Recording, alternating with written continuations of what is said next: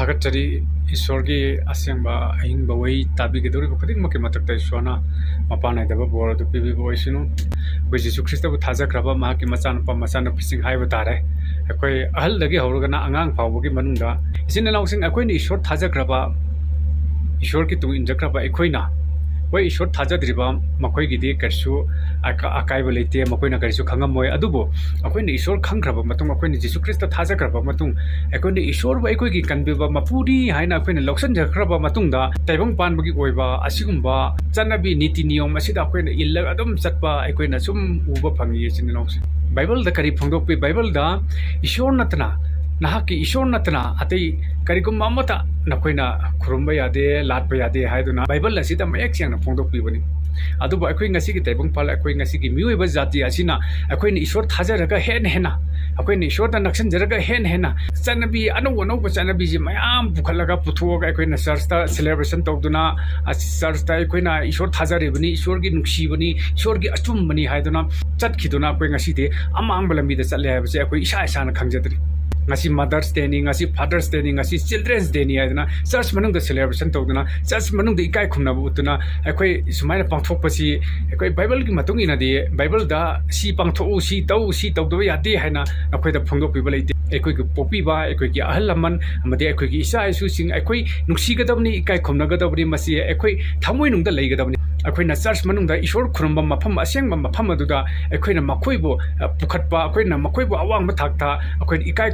खुमनारिबनि हाइदुना अखोइ Bible gi matungina de masi aranmani isenenauksing अखोइ थाजबदा चेना लैसि जीसु ख्रिस्ट नतना अखोइना थांगतनिंगाय जीसु ख्रिस्ट नतना अखोइना खुरमनिंगाय जीसु ख्रिस्ट नतना अखोइना तुंग इनगाय अतै ईश्वर अमता लैते हाबसे अखोइ खंगमिनासि ताइबंग पानबगी ओइबा मिगी मियंगदा फजसनु मिगी मियंगदा अफबनि हाइसनु मिगी मियंगदा अचुमबनि हाइसनु ना अखोइना church मनुंगदा असेंगनि नसंग मनुंगसिदा अखोइना पुसिल्लागा तौरिबा मयामसिंगसे मसि अमोट पथबकनि हाबसे अखोइ ngasiदगी अखोइ खंगमिनासि अदुना अखोइना यारिबा मखै अखोइ मसि तौदननबा अखोइ होनसि तौरिबा अखोइगी इसिननाउसिंग अहलमनसिंग Barum मपांगसिंग तौदननबा पांथोक्तनबा अखोइ होनमिनासि EMI Pabu नुक्सिगदबनि इसिननाउसिंग नुक्सिनगदबनि अदुबु ईश्वरगी असेंगमनि नंसंग अदुदा मखोइबु अखोइना बुखलगा लेखललगा अखोइ function तौननबा ईश्वरगी church नते हाबसे अखोइ खंगमिनासि अदुना अखोइगी थमोइदा अखोइगी नुंगदा अखोइगी अहलमनसिंगबु इसिननाउसिंगबु मरि मतासिंगबु नुक्सिरगा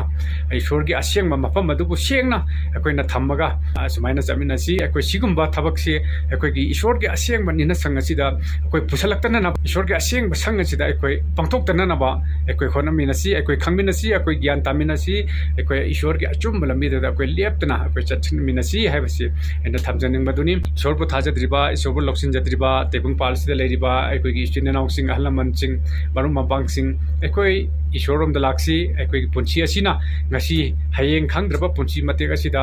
akoini ishwar khangdrabadi akoini ishwar loksinjadrabadi akoigi thawai sina akoigi punchi sina achumba asengba nungaiba mafam adu phangba ngamloi akoina aduna ingthaba punchi adu akoina su uba phangloi haiba seina thamjaningi aduna akoi ishwar khangsi jesu christ loksinchi mahangna tana nahapu kanbiba ngamba taibong palasida kanasu leite